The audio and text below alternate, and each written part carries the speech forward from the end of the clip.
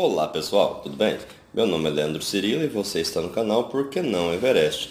E o livro de hoje é de Viktor E. Frankl, Em Busca de Sentido. Se você chegou agora no canal, quero lhe pedir uma gentileza.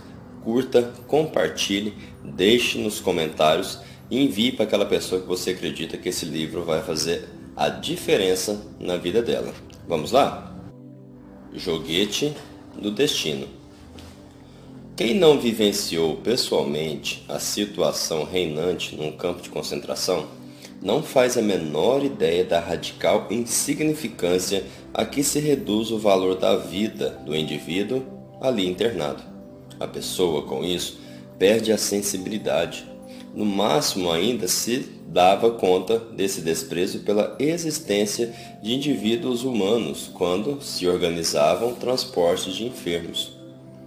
Os destinados para o transporte, aqueles corpos consumidos, eram simplesmente jogados em cima de carretas de duas rodas, puxados então pelos próprios prisioneiros, quilômetros a fio, em plena nevasca. Se alguém já estava morto, tinha que ir junto a si mesmo. A lista tinha que conferir. A lista é o principal. A pessoa somente importa na medida em que tem um número de prisioneiro, representando literalmente apenas um número. Viva ou morta, não vem ao caso. A vida do número é irrelevante.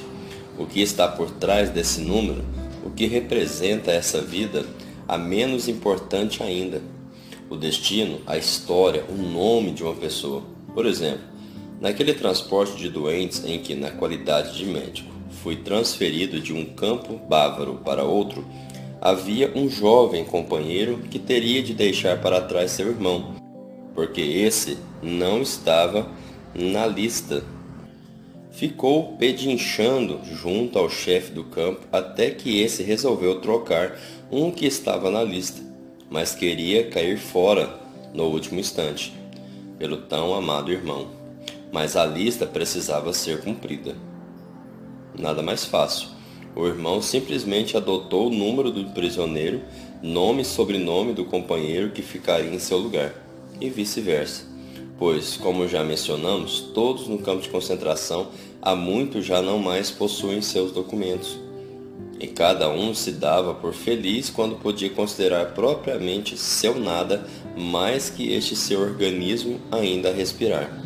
Apesar de tudo, o resto, o que ainda pendia sobre a esquálida pele desses semi-esqueletos em farrapos, só interessava os que ficavam para trás. Como olho clínico e indisfarçada curiosidade, eram vistoriados os muçulmanos, destacados para o transporte, a fim de verificar se seus sapatos e suas capas não estavam ainda em estado um pouco melhor que os próprios. Afinal de contas, o seu destino estava selado. Entretanto, para aqueles que podiam ficar e tinham relativas condições de trabalhar, valia tudo que servisse para aumentar suas chances de sobrevivência. Sentimentais é que não eram.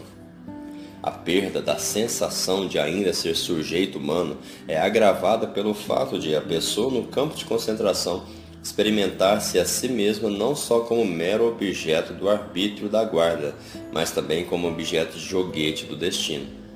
Eu sempre fora da opinião e costumava dizer que, apenas passados 5 ou 10 anos, é que a pessoa saberia dizer para que foi útil determinado fato em sua vida.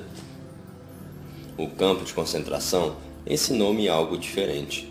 Muitas vezes já ficamos sabendo 5 ou 10 minutos depois para que algo foi bom. Já em Auschwitz, estabeleci um princípio para mim mesmo cuja validade se revelaria muito cedo e o qual, a seguir, foi também acolhido pela maioria dos meus companheiros. Quando me perguntavam alguma coisa, eu dava uma resposta verdadeira, de modo geral. Mas sobre aquilo que não era objeto de pergunta, eu me calava. Se alguém perguntava por minha profissão, eu lhe respondia: médico. Não fazia menção de ser especialista, a não ser que perguntasse por minha especialidade.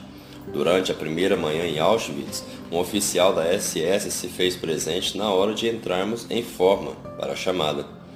Os companheiros com menos de 40 anos deviam postar-se de um lado, os acima de 40 do outro, metalúrgicos, mecânicos de automóvel, etc. Por seu turno, deviam entrar numa formação à parte.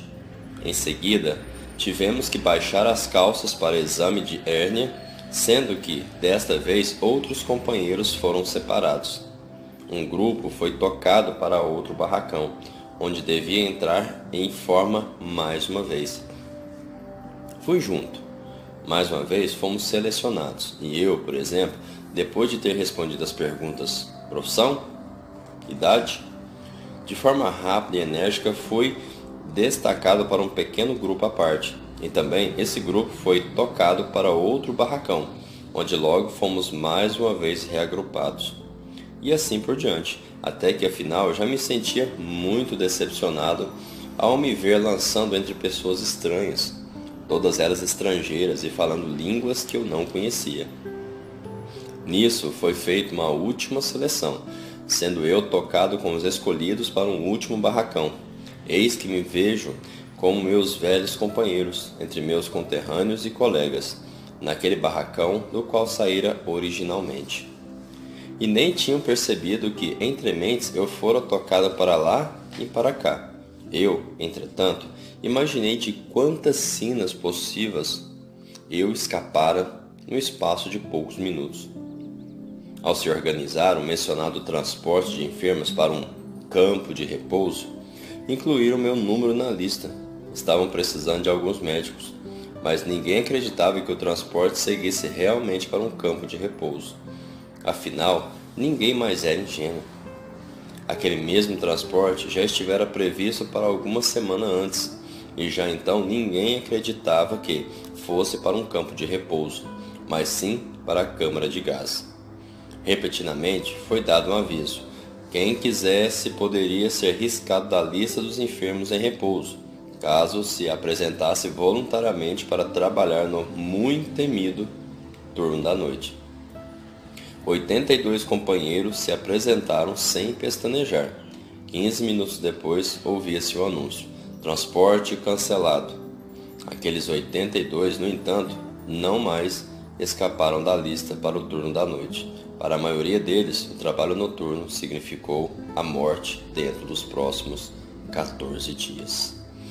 Esse finaliza essa parte e a próxima é Último Desejo, decorado. Um grande abraço e fique.